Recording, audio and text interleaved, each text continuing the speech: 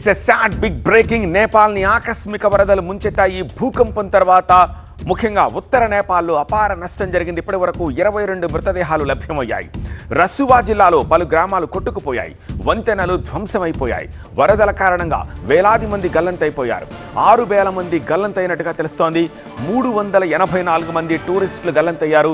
గల్లంతైన వారిలో 133 మంది భారతీయులు సైతం ఉన్నారు. మానస సరోవర్ యాత్రకు వెళ్లారు 400 మంది.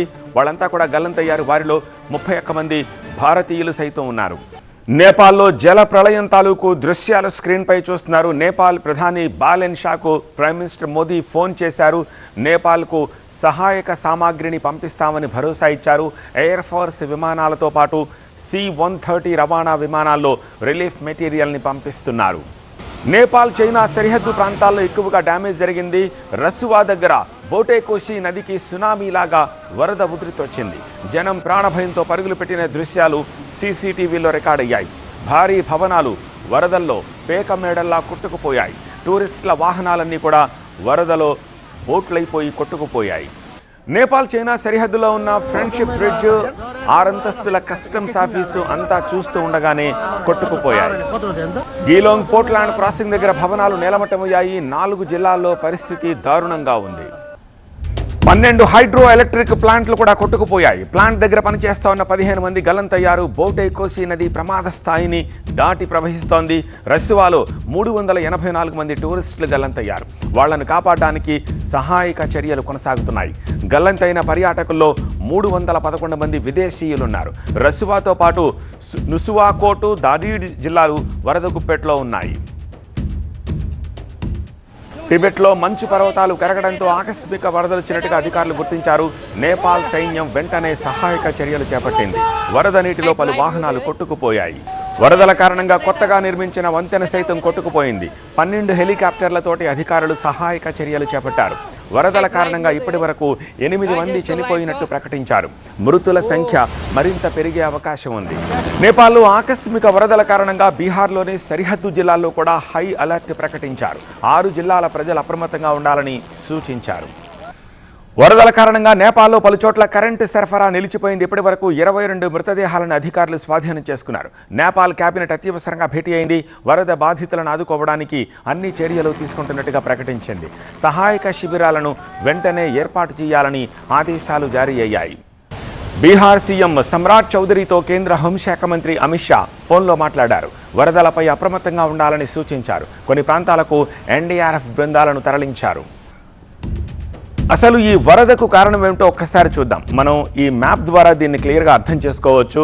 బోటేకోషి నేపాల్ క్లౌడ్ బరస్ట్ ప్రాంతం పైన ఉంది హిమాలయాల్లో. అక్కడ బోటేకోషి దగ్గర నేపాల్లో ఈ క్లౌడ్ బరస్ట్ అయింది. పైన ఉన్నది టిబెట్ ప్రాంతం. నిజానికి అక్కడ క్లౌడ్ బరస్ట్ జరగడంతో ఒక్కసారిగా ఈ ఫ్లాష్ ఫ్లడ్స్ వచ్చాయి. దీంతో నేపాల్లోని బోటేకోషిలో విధ్వంసం జరిగింది.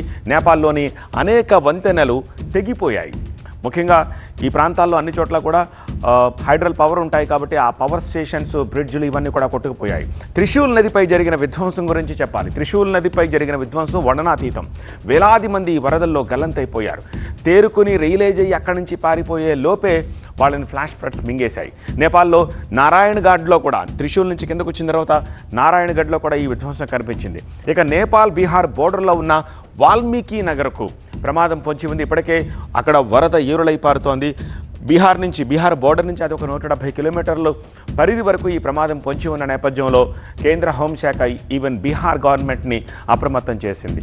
సో ఇది కరిగి హిమాలయాల్లో ఎండలకు మంచు కరిగి ఫ్లాష్ ఫ్లడ్స్ వచ్చాయా, అక్కడ భూకంపం ఏదైనా సంభవించి ఒక్కసారిగా సునామీలాగా అక్కడ ఉన్న మంచంతా కూడా ఒత్తిడికి లోనై కరిగిపోయి ఫ్లాష్ ఫ్లడ్స్ వచ్చాయా, ఈ డీటెయిల్స్ స్పష్టంగా తెలియరావాల్సి ఉంది. కానీ ఎక్కడో టిబెట్ ప్రాంతంలో, నేపాల్ పైన టిబెట్ ప్రాంతంలో జరిగిన క్లౌడ్ బరస్ట్ కారణంగా ఆ ఎంటైర్ రూట్ అంతా, ఆ ప్యాసేజ్ అంతా కూడా విధ్వంసం జరుగుతూ నేపాల్ ప్రజలుండే చోటకొచ్చి నానా హంగామా సృష్టించింది. మరింత సమాచారం మా బ్యూరో చీఫ్ గోపి అందిస్తారు. గోపి, సహజంగా వరదలు అనగానే జనాలందరికీ ఒక పిక్చర్ కనిపించింది, కానీ ఈ తరహా ఫ్లాష్ ఫ్లడ్స్ని ఎక్స్పెక్ట్ చేయలేదు. ఒక్కొక్క విజువల్ వస్తున్న కొద్దీ ఇంతటి విలయం జరిగిందా, ఏం జరిగింది అని చెప్పేసి ఆలోచిస్తున్నారు. సో పైన ఏం జరిగింది, ఎక్కడెక్కడ ఏ విధ్వంసం జరుగుతూ వచ్చింది, మన బీహార్ని ఈవెన్ కేంద్ర హోంశాఖ అప్రమత్తం చేయడం వెనకాల కారణాలు ఏంటి, మనకి ఎంతవరకు దీని ఇంపాక్ట్ ఉండే అవకాశం ఉంది, రెస్క్యూ ఆపరేషన్స్ ఎలా కొనసాగుతున్నాయి, డెత్ టోల్ పెరిగే అవకాశం ఉందా, ఎంటైర్ ఎపిసోడ్కి సంబంధించిన డీటెయిల్స్ చెప్పండి. ఎస్, దీన్ని వరదలు అనడం కన్నా సునామీ అనడం సరిపోతుందేమో. అంత ఎత్తున ముఖ్యంగా అక్కడ ప్రస్తుత పరిస్థితులు ఉన్నాయి. వరద బోటేకోషి నది వరద అనేది పూర్తిగా ఊళ్ళని, వంతెల్ని, భవంతుల్ని, నివాసాలని మొత్తాన్ని కూడా తుడిచిపెట్టేసిన పరిస్థితి. టిబెట్లో ఉన్న అవలాంచ ఘటన, ముఖ్యంగా మంచు పర్వతం కరిగి అక్కడి నుంచి ఫ్లాష్ ఫ్లడ్స్గా మారి బోటేకోషిగా, ఇది టిబెట్ నుంచి నేపాల్ చేరే వరకు కూడా దీన్ని బోటేకోషిగా పిలుస్తారు. ఆ తర్వాత ఇది త్రిశూల్ నదిగా మారుతుంది. ఇక త్రిశూల్ నదిగా నేపాల్ నుంచి ఇటు భారత సరిహద్దు బీహార్లోకి ఎంటర్ అయిన తర్వాత ఇది గండక్ నదిగా మారుతుంది. సో పైనుంచి కింద వరకు ఇప్పుడు టిబెట్ నుంచి నేపాల్ మీదుగా ఇప్పుడు భారత్ వరకు, బీహార్ వరకు అలర్ట్ అయిన పరిస్థితి. ఎందుకంటే నేపాల్లో ఈరోజు ఉదయం జరిగిన ఫ్లాష్ ఫ్లడ్స్ మరో గంట 2 గంటల్లో ఇటు బీహార్ ప్రాంతం ఏదైతే ఉందో ఇటు వాల్మీకి నగర్, సో అక్కడ ఉన్న డ్యామ్స్కి ఈ నేపాల్ నుంచి వచ్చే వరద నీరంతా, ఫ్లడ్ వాటర్ అంతా కూడా అక్కడికి చేరుకోవడం జరుగుతుంది. ఒకేసారి పెద్ద ఎత్తున వరద నీరు వస్తుండడంతో ఇప్పటికే అధికారులు అప్రమత్తమయ్యారు. బీహార్ సీఎం ఇటు సామ్రాట్ చౌదరి కూడా అత్యున్నత స్థాయి సమావేశం నిర్వహించి ఏరియల్గా ఎక్కడెక్కడి నుంచి ఫ్లడ్ వాటర్ వస్తుంది, ఎట్లా ఉంది పరిస్థితి అనేది అధికారులతో సమీక్షించడం జరిగింది. కేంద్ర హోంమంత్రి సామ్రాట్ చౌదరితో మాట్లాడి యూపీ గవర్నమెంట్ని కూడా అప్రమత్తం చేయడం జరిగింది. ఎందుకంటే యూపీ అండ్ బీహార్ బోర్డర్గానే ఈ నేపాల్ ఉంది కాబట్టి, సో ఈ వరద పరిస్థితులకు సంబంధించి భారత ప్రభుత్వం కూడా అప్రమత్తమైంది. ఇక ఈ వరదలకు సంబంధించి నేపాల్లో చూసుకున్నట్లయితే పరిస్థితులు, ఉత్తర నేపాల్లో కాఠ్మండికి 70 కిలోమీటర్ల దూరంలో ఈ ప్రస్తుతం ఉన్న వరద పరిస్థితులు అనేవి ఉన్నాయి. పూర్తిగా భవంతులు, బిల్డింగ్లు, ఇటు హైడ్రో పవర్ ప్రాజెక్టులు మొత్తం కూడా వాషౌట్ అయిపోయిన పరిస్థితి. వంతెనలు, పెద్ద పెద్ద భవంతులు, ముఖ్యంగా పార్కింగ్ స్పేస్గా నిర్మించిన భవంతులపైన, ముఖ్యంగా నిర్మాణాలపైన నిలిపిన బస్సులు, కార్లు, ఇవన్నీ కూడా ఒక బొమ్మల్లాగా ఇటు హాలీవుడ్ మూవీస్లో ఏవైతే విజువల్స్ చూస్తామో ఆ తరహా విజువల్స్ లాగా ఇటు అక్కడున్న చిత్రాలు, దృశ్యాలు మనకు కనిపిస్తున్న పరిస్థితి. ఒక్కసారిగా ముఖ్యంగా ఎటువంటి అలర్ట్స్ లేకుండా, ఎటువంటి సైరన్ లేకుండా స్తబ్దుగా మొత్తాన్ని కూడా అక్కడ నుంచి పైనుంచి వస్తున్న వరద, పెద్ద పెద్ద బండరాళ్ళు, బురద, వేగంగా వస్తున్న నీరు, ఇదంతా కూడా ఒక్కసారిగా అక్కడున్న ప్రాంతాలని మొత్తాన్ని కూడా చిదిమేసిన పరిస్థితి. పూర్తిగా అందరూ కొట్టుకుపోయారు. సో మృతుల సంఖ్య వందల్లో, వేలల్లో ఉండే అవకాశం కనిపిస్తుంది ఈ దృశ్యాలు చూస్తున్నట్లయితే కనుక. ఎందుకంటే అక్కడ పరిసర ప్రాంతాల్లో ఈ వరద వచ్చినప్పుడు ఎంతమంది ఉన్నారనేది ఎగ్జాక్ట్గా చెప్పలేం. కానీ అనేక మంది ఆచూకీ గల్లంతైంది. అక్కడ ఉన్న నేపాలీలు కానీ, వివిధ దేశాల నుంచి వచ్చిన పర్యాటకులు, ముఖ్యంగా భారత్ నుంచి, అమెరికా నుంచి, సింగపూర్, మలేషియా, ఈ విధంగా ఆస్ట్రేలియా, చాలామంది పర్యాటకులు ఇప్పుడు భారత్ నుంచి గల్లంతైన వారి సంఖ్య 133కి చేరింది. 100-105 మంది అనుకున్నారు, కానీ ఇప్పుడు 133కి చేరింది. సో మృతులకు సంబంధించిన వివరాలు కూడా ఇంకా తెలియరావాల్సి ఉంది. అందులో ఎవరైనా భారతీయులు ఉన్నారన్న దానికి సంబంధించి, అలాగే తమిళనాడుకు సంబంధించి అధికంగా ఉన్నారన్న సమాచారం వస్తుంది. 50 మందికి పైగా తమిళులు ఇప్పుడు నేపాల్ పర్యాటకానికి, ఇటు టూరిస్ట్ ప్లేసెస్కి వెళ్ళారు అని చెప్పి డిఎంకే ఎంపీ దయానిధి మారన్ కేంద్ర విదేశాంగ మంత్రికి లేఖ రాయడం జరిగింది. సో ఏ రాష్ట్రాల వారు ఎంతెంత మంది ఉన్నారు అన్నది ఇంకా తెలియరావాల్సింది. ఇటు ఇండియా ఇన్ నేపాల్, అక్కడ ఉన్న భారత రాయబార కార్యాలయం కూడా ఎప్పటికప్పుడు హెల్ప్ లైన్ నెంబర్స్ని ఇష్యూ చేయడం జరిగింది. అక్కడికి వెళ్ళిన టూరిస్టులకు సంబంధించిన సమాచారాన్ని, ముఖ్యంగా ఎంక్వైరీ కోసం నెంబర్స్ని కూడా ఇవ్వడం జరిగింది. సో వాటి ద్వారా కూడా ఇటు సమాచారం తెప్పించుకోబోతున్నారు. ఇటు నేపాల్ గవర్నమెంట్ కూడా హై అలర్ట్ ప్రకటించి, ఇటు బాలేంద్ర షా నేపాల్ ప్రధాని అత్యవసర సమావేశాన్ని ఏర్పాటు చేసి ఫ్లడ్ పరిస్థితుల్ని మానిటర్ చేస్తున్నారు. అక్కడ ఉన్న ఆర్మీ రంగంలోకి దిగింది. హెలికాప్టర్లతోటి సహాయక కార్యక్రమాలను కొనసాగిస్తున్నారు. ఇక భారత ప్రధాని కూడా, భారత ప్రభుత్వం తరఫున నైబర్ కంట్రీ కాబట్టి, సో స్నేహపూర్వకంగా ముఖ్యంగా మా వంతు సాయం అందిస్తామని చెప్పి ప్రధాని నరేంద్ర మోదీ భరోసా ఇచ్చారు, మాట్లాడారు. కుటుంబాలకు సంతాపం తెలుపుతూనే భారతీయులంతా మీకు మద్దతుగా ఉంటామని చెప్పడం జరిగింది. సో భారత్ నుంచి కూడా అసిస్టెంట్స్ హిండన్ ఎయిర్పోర్ట్ నుంచి C-130 గ్లోబ్ మాస్టర్ ద్వారా సహాయక సామగ్రిని నేపాల్కి పంపించబోతున్నారు. సంబంధించి ఎవరెవరు చిక్కుకున్నారు, జనరల్లీ ఈ సీజన్లో ఆగస్టు సెప్టెంబర్లో హిమాలయన్ ఆ బెల్ట్లో సహజంగా వరదలు, వర్షాలు రావడం అనేది కామన్గా చూస్తుంటాం. కానీ ఇప్పుడు చూస్తున్న విజువల్స్ షాకింగ్గా ఉన్నాయి. గతంలో ఎప్పుడైనా ఇంత జల విలయం సంభవించిందా? రికార్డ్స్ ఏమైనా చెప్తున్నాయి? అండ్ మనకి లేటెస్ట్ విజువల్స్ కూడా వస్తున్నాయి. బీహార్ సీఎం క్యాబినెట్ అత్యవసర సమావేశం ఏర్పాటు చేసి ఈవెన్ జియోగ్రఫికల్గా ఎక్కడెక్కడి నుంచి ఇది వస్తుంది, మనకి ఎంత సమస్య ఉంటుంది, వాటిపై రివ్యూ చేస్తున్నట్టుగా అధికారులతో విజువల్స్ కూడా వస్తున్నాయి. So 2 questions. Number 1, ఇంతకుముందు ఎప్పుడైనా ఇంత పెద్ద విలయం సంభవించిందా? నెంబర్ 2, బీహార్ ఇంపాక్ట్ ఎంత ఉంటుంది? అత్యవసర సమావేశం ఏర్పాటు చేసి రివ్యూ చేస్తున్నారు కదా సీఎం. ఎస్, మొదటిది నేపాల్లో గతంలో కూడా ఈ తరహా ఫ్లడ్స్ వచ్చాయి, కానీ ఇంత పెద్ద ఎత్తున ఫ్లడ్ అనేది రాలేదు. భూకంపాలు, ఇటు సెస్మిక్ జోన్లో నేపాల్ ఉంటుంది, అక్కడ ఉన్న సాయిల్ జియోగ్రాఫికల్గా చాలా లూజ్ సాయిల్ ఉంటుంది.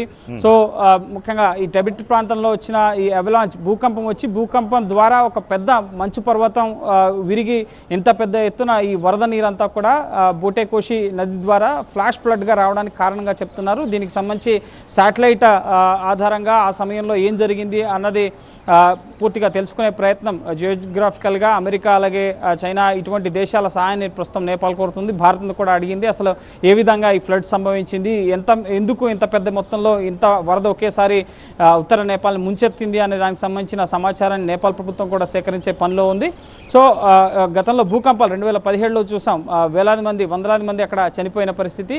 కానీ ఈ తరహా ఫ్లాష్ ఫ్లడ్ ఇంత పెద్ద మొత్తంలో ఎప్పుడు కూడా నేపాల్లో సంభవించలేదు. అక్కడ ఎక్కువగా ప్రజలు పోరాటాలు చేసేది అక్కడ పర్యావరణ పరిరక్షణ కోసం ప్రాధాన్యత ఇవ్వండినే అక్కడ ప్రభుత్వాన్ని ఎప్పుడు కూడా ప్రజలు అడుగుతూ ఉంటారు. పర్యాటకంగా ఉన్న కంట్రీ కాబట్టి సో పర్యావరణానికి ప్రాధాన్యత ఇవ్వాలని చెప్పి కోరుతుంటారు. సో ఆ దిశగా చర్యలు లేకపోవడం వల్ల ఈ తరహా పరిణామాలు చోటు చేసుకున్నాయని చెప్పి కూడా ప్రజల నుంచి కొంత అసంతృప్తి వ్యక్తం అవుతుంది. ఇక రెండవది ఇటు బీహార్కి సంబంధించి 4 నుంచి 6 జిల్లాల్లో ఈ ప్రభావం ఉంటుంది అని చెప్పి తెలుస్తోంది. ఈ ఫ్లడ్ వాటర్ అంతా కూడా బీహార్ వాల్మీకి నగర్ మీదుగా ఉన్న అక్కడ ఉన్న డ్యామ్స్కి గండక్ నదిగా మారుతుంది. గండక్ నది కిందికి వచ్చే కొద్దీ ఆ నదుల పేర్లు మారుతూ ఉంటాయి. సో అందుకే బీహార్ ప్రభుత్వం కూడా అప్రమత్తమైంది. అక్కడ ఉన్న లోలేయింగ్ ఏరియాస్లో ఉన్న ప్రజల్ని ఖాళీ చేయించడం, స్పీకర్ల ద్వారా అలర్ట్స్ ఇవ్వడం, నైట్ పాట్రోలింగ్ వ్యవస్థను ఏర్పాటు చేయడం, శాటిలైట్ ద్వారా పూర్తిగా నదీ ప్రవాహం ఏ విధంగా ఉంది మొత్తాన్ని కూడా ఇప్పుడు ఇటు సామ్రాట్ చౌదరి బీహార్ ముఖ్యమంత్రి రివ్యూ చేస్తున్నారు. సో ఇటు బీహార్లో కూడా ఫ్లడ్ ఎఫెక్ట్ ఉంటుందన్న నేపథ్యంలో ముందస్తుగా అప్రమత్తమయ్యారు. ఎందుకంటే పొద్దున ఇది నేపాల్ సంభవించింది, ఇప్పుడు ఇన్ని అవర్స్ ట్రావెల్ చేసి ఈ ప్రవాహం బీహార్కి చేరుకోబోతుంది కాబట్టి ముందస్తుగానే భారత ప్రభుత్వం ఇటు బీహార్ ప్రభుత్వం కూడా అప్రమత్తమైంది. ఆల్రైట్ గోపి, సో ఈ విలయం ఎలా మొదలైందో ఒక్కసారి వివరించే ప్రయత్నం చేస్తాను. బిఫోర్ దట్ ఒక్కసారి విజువల్స్ చూడండి, ఎంత షాకింగ్ విజువల్స్ని మీరు చూస్తున్నారు. పెద్ద పెద్ద బిల్డింగ్స్, బ్రిడ్జ్లు, వెహికల్స్ అన్నీ కూడా పేక మేడల్లా, కాగితపు బోట్లలా ఆ వరద విలయంలో కొట్టుకుపోతున్న దృశ్యాలను చూస్తున్నాం. విలయం ఎలా మొదలైందో ఒకసారి ఎక్స్ప్లెయిన్ చేసే ప్రయత్నం చేస్తాను. టిబెట్ వైపు నుంచి ఒక్కసారిగా భారీ నీటి ప్రవాహం బోటేకోషి నదిలోకి వచ్చేసింది. ఈ ఫ్లాష్ ఫ్లడ్ దెబ్బకి టిబెట్ నేపాల్ సరిహద్దు ప్రాంతం అంతా కూడా ప్రళయాన్ని తలపించింది. మంచు కొండలు అక్కడ భారీగా విరిగిపడ్డాయి. భారీ బండరాళ్ళు కూడా ఈ బురదలో జారి వరదల్లో కొండలపై నుంచి దొర్లుకుంటూ వచ్చేసాయి. ఇక్కడి భారీ ఐస్ రాక్ అవలాంచే వల్ల ఈ విధ్వంసం జరిగింది. అతి కొద్ది సమయంలోనే మేఘ విస్ఫోటం కారణంగా అక్కడి త్రిశూల్ నది ఊహించని వరదతో ఉప్పొంగిపోయింది. పైనుంచి పడిన రాళ్ళు, మట్టి, మంచు పెళ్లలు కాసేపు నదీ ప్రవాహాన్ని బ్లాక్ చేశాయి. ఇంతలో వెనుక వైపు నుంచి నీరు ఇంకా పెరిగిపోయింది. తర్వాత డ్యామ్ ఒక్కసారిగా తెగిపోయినట్టుగా నదిలో పడిన రాళ్లు కొట్టుకుపోవడం మొదలవడంతో ఆ వరదంతా ఒక్కసారిగా విరుచుకుపడి వందల మందిని మింగేసింది. అస్సలు టైం ఇవ్వలేదు. ఇక అక్కడి నుంచి వరదంతా రసువా దగ్గర బోటేకోషి నదిలోకి చేరింది. బోటేకోషి నుంచి హిమాలయాల్లో చాలా లోతైన ఇరుకైన లోయల నుంచి ప్రవహించింది. కొండ ప్రాంతాల నుంచి వస్తున్నది కావడంతో చాలా నేరో పాత్ ఉండడంతో నీరు చాలా వేగంగా దిగువకు వచ్చేసింది. నీళ్లు, భారీ రాళ్ళు ఇవన్నీ మీద పడడంతో ఈ ప్రాంతంలో వందల ఇళ్ళు, బ్రిడ్జ్లు, డ్యామ్లు, అక్కడ పార్క్ చేసున్న వెహికల్స్, ఇళ్ళు అన్నీ కూడా నేలమట్టమైపోయాయి. వంతెనలు, హైడ్రో పవర్ ప్రాజెక్టులు అన్నీ కూడా కొట్టుకుపోయిన పరిస్థితి కనిపిస్తోంది.